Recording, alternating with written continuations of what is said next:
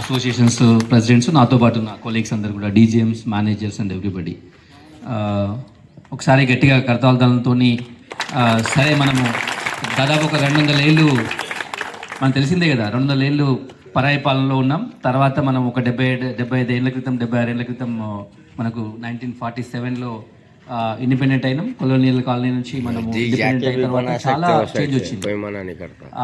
Independent అంటే colonial country కంటే before మనం తీసుకుంటే ప్రపంచవ్యాప్తంగా సంపద సృష్టిలో 23% భారతదేశంలో ఉండేది. అంటే బ్రిటిష్ వాళ్ళు మన దేశంకి వచ్చినప్పుడు ప్రపంచంలోనే ఒక పెద్ద గొప్ప దేశంలోకి వాళ్ళు వచ్చారు. సంపద ఉన్నటువంటి దేశంలోకి వాళ్ళు వచ్చారు, వెరీ రిచెస్ట్ కంట్రీకి వాళ్ళు వచ్చారు. వాళ్ళు పోయే నాటికి మన పరిస్థితి ఏంటంటే మనం మైనస్ లో ఉన్నాం. ప్రపంచ సంపద లోపల మనం ఏమి సృష్టి లేదు. అంటే మన దగ్గర ఉన్న మొత్తం వనరులన్నింటినీ, మన సంపదలన్నింటినీ వాళ్ళు బ్రెయిన్ డ్రైన్ సిద్ధాంతంలో మెటీరియల్ రూపంలో తీసుకుపోయి ఫినిష్ గూడ్స్ చేసి మళ్ళీ మన దగ్గర అమ్మేసి మనకేమీ సంపద లేకుండా ఏమీ లేకుండా చేశారు. ఎడ్యుకేషన్ లేదు, స్కిల్ లేదు, వ్యవసాయం చేసి కష్టపడితే తప్ప సక్సెసివ్ చాలా బాగా చేస్తున్నాయి. చేసే వెళ్తాం మనము. We are fortunate, very dynamic, young, గవర్నమెంట్లో మంచి ఇన్రోడ్స్ ఉన్నటువంటి, మంచి అవగాహన ఉన్నటువంటి, బాగా గవర్నమెంట్ ఇన్ఫ్లుయెన్స్ చేసి మనకేమన్నా చిన్న చిన్న పనులు ఎప్పుడు ఉంటాయి. ఇప్పుడు ఇంకో 10 సంవత్సరాల తర్వాత కూడా మనకు సమస్యలు లేకుండా ఎప్పుడు ఉండవు. సమస్యలు ఉంటాయి, చిన్న చిరక ఉంటాయి. వాటిని మనము గవర్నమెంట్ లెవెల్ తీసుకుపోయి సాల్వ్ చేసుకునేటువంటి కెపాసిటీ ఉన్నటువంటి మేనేజ్మెంట్ మనకు ఉంది. కాబట్టి కొంచెం అటో ఇటు, ఒక రోజు అటో ఇటు, లేకపోతే ఒకటి మనం అనుకుంటే 10 అనుకుంటే 10 కాకపోవచ్చు, 5, 6 అన్న అవుతాయి. సో ఆ రకంగా మనం అందరం కూడా కలిసి ముందుకు పోదాం. ఎవరు కూడా డిసప్పాయింట్ కావాల్సిన పని లేదు. మేము ఎప్పుడు కూడా నేనే కాకుండా చైర్మన్ గారు మీకు పక్షపాతి, కార్మిక పక్షపాతి, ఎప్పుడు గురించి మేము మాట్లాడుకుంటున్నా చాలాసేపు 5-6 నిమిషాల సేపు అదే ఉంటుంది. మీ బాగోగులు ఎట్లా, దీని భవిష్యత్తు ఎట్లా. ఇప్పుడు మనము మాట్లాడుకున్న దాంట్లో ప్రముఖంగా చెప్పాల్సిన విషయం ఏంటంటే దీన్ని మనము ఎక్స్ట్రూడర్ ప్లాంట్ని ఇమీడియట్గా ఎఫ్ఆర్కెన్ ప్రొడ్యూస్ చేయాలి, గవర్నమెంట్ సప్లై చేయాలి. దాంతో మనకు సస్టైనబిలిటీ వస్తుంది. అది కాకుండా నెక్స్ట్ 2-3 మంత్స్లో మనమంతా కూడా గట్టిగా వర్క్ చేసి, అందరూ కంబైన్డ్గా వర్క్ చేసి, ఎవరు కూడా ఎటువంటి ఇది పెట్టుకోకుండా మనము గెయిన్ ప్లాంట్ని కూడా మళ్ళీ న్యూ ప్లాంట్ని మనము చేసుకోవాలి. దానికోసం ఈ మధ్యలోనే చైర్మన్ గారు ఆధ్వర్యం లోపల బెంగళూరు వెళ్ళి వాళ్ళతో మాట్లాడి కన్విన్స్ చేసి టాప్ లెవెల్ మేనేజ్మెంట్తో ఒక అగ్రిమెంట్తో ఒక షెడ్యూల్తో వచ్చాము. ఇది ఒక మంచి శుభపరిణామం నేను అనుకుంటున్నా.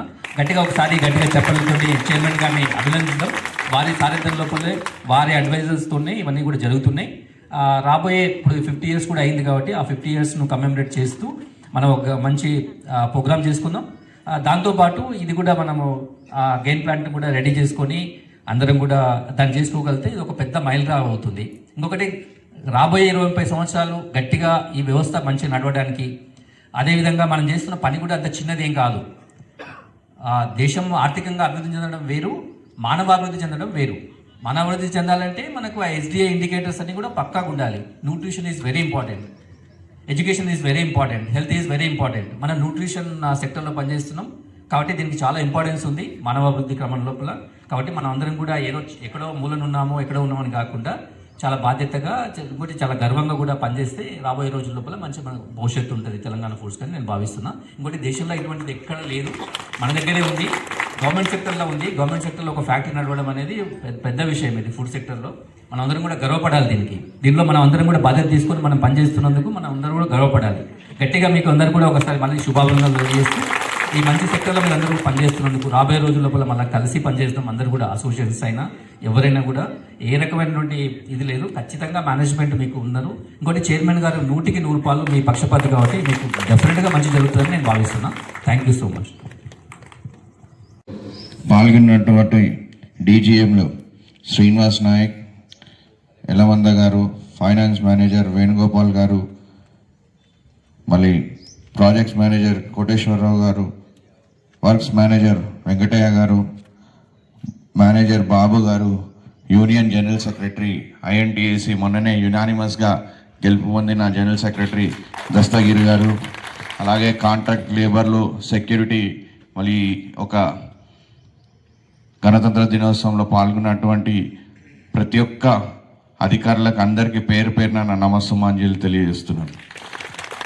మీ అందరికీ తెలుసు, మన భారతదేశానికి ఎంతో మహనీయులు త్యాగాలు చేసి ప్రాణాలు ఇస్తేనే మన దేశానికి స్వాతంత్రం వచ్చింది. ఆ స్వాతంత్రం వచ్చిన తర్వాత మన ఒక దేశానికి ఒక రాజ్యాంగం ఉండాలి, రాజ్యాంగ పద్ధతిలో మనం అందరం నడవాలి, క్రమశిక్షణతో ఉండాలి, రూల్స్ రెగ్యులేషన్స్ తోటి నడవాలని మహనీయులు గొప్ప మన అందరి నాయకులు అంబేద్కర్ గారు రాజ్యాంగాన్ని రూపొందించి మనందరికీ ఒక అవకాశం ఇస్తే ఆ రాజ్యాంగంలోనే నేను ఈ కుర్చీ మీద కూర్చున్నా, మీరందరూ కూడా ఇక్కడ పనిచేస్తున్నారంటే కూడా ఆ ఘనత మన భారతదేశ రాజ్యాంగానికి కలుగుతుందని కూడా మీకు తెలియజేస్తున్నా. ఇంకా అదేవిధంగా మీరు చూసారు,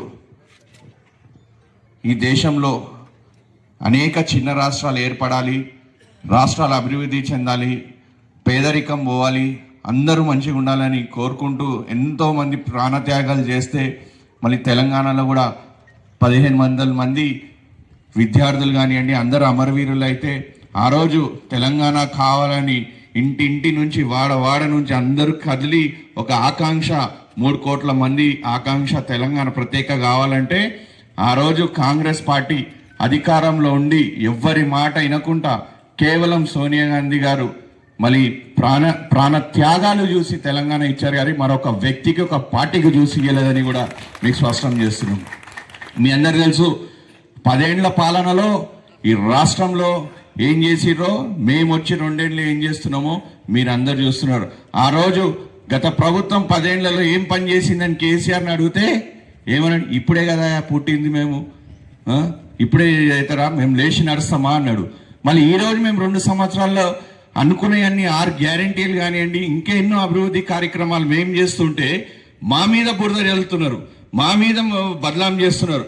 కావున మీ అందరికీ కూడా ఒకటే చెప్తున్నా, మీరందరూ కూడా నిశ్చింతంగా ఉండండి. ఈ యొక్క ముఖ్యమంత్రి కార్మిక ముఖ్యమంత్రి, మీ పక్షాన ఉన్న ముఖ్యమంత్రి, ప్రజల కోసం పనిచేసే ప్రజాపాలన ముఖ్యమంత్రి. ఈయన ఏదో ఇంట్లో ఫామ్ హౌస్లో కూర్చొని కుర్చీల మీద కూర్చొని ఫోటోలు దిగి అట్లా కాదు. మీరెవ్వరికి కూడా ఈ ముఖ్యమంత్రి అందుబాటులో ఉంటాడు. ఒక సామాన్య ప్రజడిగా అందరి దగ్గర వెళ్తాడు, ప్రతి ప్రోగ్రామ్ అటెండ్ చేస్తారు, మాట్లాడతారు. ఎవరైనా చూసిర్రా మీరు ఇప్పటివరకు ఈ ముఖ్యమంత్రి ఎవరైనా ఇట్లా వెళ్ళి చేయడం? కేసీఆర్ని ఎప్పుడన్నా చూసిర్రా మీరు? ఏదైనా ప్రోగ్రాంలో చూసిండా? పోనీ ఇదే కేసీఆర్ ఎప్పుడైనా ఈ తెలంగాణ ఫుడ్స్లో ఒక ప్రోగ్రామ్ ఉంది, ఆఫీస్ ఇనాగ్రేషన్ చేద్దామంటే వస్తాడా? ఇదే ముఖ్యమంత్రికి పోయి మనం ఇద్దాం కార్డు, వస్తాడు. చూడండి మీరు ఎప్పుడు కూడా పనిచేస్తున్నప్పుడు క్రమశిక్షణగా పనిచేయాలి. మీ బాధ్యత గలగా మీరు ముందు నుంచి కూడా నేను చెప్తున్నా, మీరు బాధ్యతగా పనిచేయాలి. ఇది ప్రైవేట్ సెక్టర్ కంపెనీ కాదు, ప్రభుత్వ కంపెనీ. ప్రభుత్వ పరంగా ప్రభుత్వ రూల్స్ రెగ్యులేషన్స్ తోటే ఇది నడుస్తుంది. ఇది అందరూ కూడా మీరు గమనించినట్టండి. మీరు 10 ఏళ్ళలో ఎట్లా నడిచారు, ఏం చేశారు అనేది అది నేను దాన్ని తవ్వుకుంటూ కూర్చుంటే చాలా విషయాలు వెళ్తాయి. ఇప్పుడు దాని గురించి పని చేయాలా, ఆగి ఉన్న సమస్యలకు పరిష్కారం చేయాలా? మీరే చెప్పండి నాకు, నేనేం చేయాలనేది మీరు చెప్పండి, నేను చేస్తాను. మీరు వచ్చింది ఏ రోజు కూడా మీ అందరినీ కూడా నేను కలవను, విజయం కానీ ప్రతి ఒక్కరు ఎవ్వరు వచ్చినా నా ఛాంబర్లో నేను కలుస్తాను, కూర్చుంటాను, మాట్లాడతాను. మీ సమస్యలు ఏమున్నా నాకు ఇవ్వండి, లెటర్ రాసి ఇవ్వండి, నేను చెప్తా. ఎక్కడ మీ వ్యక్తిగత సమస్యలు కూడా నేను చెప్పిన రోజులు ఉన్నాయి మీ అందరికీ. కావున మీ అందరికీ కూడా నేను ఏం చెప్తున్నా అంటే, ఎక్కడైనా ఉంటాయి మనస్పర్ధలు ఉంటాయి ఒకరిలో ఒకరు, కానీ మనం కొన్ని చోట్ల కలుపుకొని పోతే తప్పకుండా ఆ సమస్యలకు పరిష్కారం అవుతుందని తెలియజేస్తున్నాం. మీ అందరికీ తెలుసు, ఇందాక యూనియన్ నాయకులు కొన్ని డిమాండ్స్ చెప్పారు. నేను ఇక్కడ వచ్చినాక నేను ముందు నుంచి కూడా చెప్తున్నా, నేను ఒక యూనియన్కి పక్షపాతిని కాదు, సపోర్ట్ కాదు. నేను కార్మిక పక్షానికి పక్షపాతిని. నేను తెలంగాణ ఎంప్లాయీస్గానే మీ అందరినీ కూడా ట్రీట్ చేస్తున్నాను. ముందు రోజు నుంచి కూడా మీ అందరికీ నేను చెప్తున్నా. కావున నా సర్వీసెస్ ఏవైతే ఉన్నాయో మీరు ఎట్లా ఉపయోగించుకుంటారో అది మీరు ఆలోచించుకోండి. సార్ దగ్గర వెళ్తే ఈ పని అవుతుంది, ఇది అవుతుంది అని తెలుసుకోండి. ఈసీఎన్సీ మీటింగ్ అనేది గత ఎన్ని సంవత్సరాల నుంచి కాలేదు? 2 years, 3.5 years నుంచి ఇప్పటి వరకు కాలేదు. ఈసీఎన్సీ మీటింగ్లో నేనేమన్నా కొత్తగా నేను డెసిషన్స్ తీసుకున్నానా? నేను రాజ్యాంగం రాసి తెచ్చుకున్నానా? కాదు కదా. మీరప్పుడు ఏమేమి 10 ఏళ్లలో మీరు ఏం డెసిషన్స్ తీసుకున్నా అవన్నీ పెండింగ్ ఉన్నాయి. ఈరోజు నేను చేయలేదు, మళ్ళీ నాకు కూడా సమయం తక్కువ ఉంది. నేను వెళ్ళిపోయినాక ఈ సమస్యలకు మీరు మళ్ళీ పరిష్కారం కావాలంటే ఎవరు చేస్తారో ఎట్లా చేస్తారో అది వాళ్ళ బాధ్యత. కానీ నేను ఉన్నంత వరకు ఇవన్నీ 10 ఏళ్లలో మీరు ఏవైతే చేయలేదో ఆ సమస్యలు తప్పుదిదాలు ఏదైతే జరిగినా ఆ తప్పుదిదాన్ని సరిదిద్ది మీ అందరికీ లీగల్ ప్రాసెస్లా మీ అందరికీ గవర్నమెంట్లో ఏదైతే రూల్స్ రెగ్యులేషన్స్ ఉంటాయో దాన్ని చేయనికి నేను ఈసీ మీటింగ్ పెట్టినా కానీ మీ అందరికి ఎవరికి అన్యాయం చేసి మీకు ఏం రావద్దని పెట్టదని కాదు.